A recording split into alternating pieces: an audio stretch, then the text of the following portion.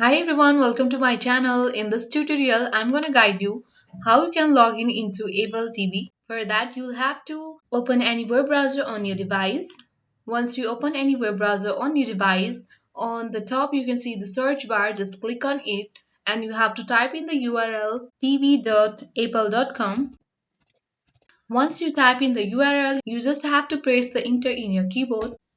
Then after that, you will be guided to this sign in page where you can see the sign in option on the top right corner. Click on it. Then once it is loaded, you are guided to this page, sign in or sign up page where you have to enter your email or Apple ID. Once you enter your email or Apple ID, you just have to click on the continue option here on the button, or else if you have forgotten your Apple ID or password, just you have to click on the forget Apple ID or password link.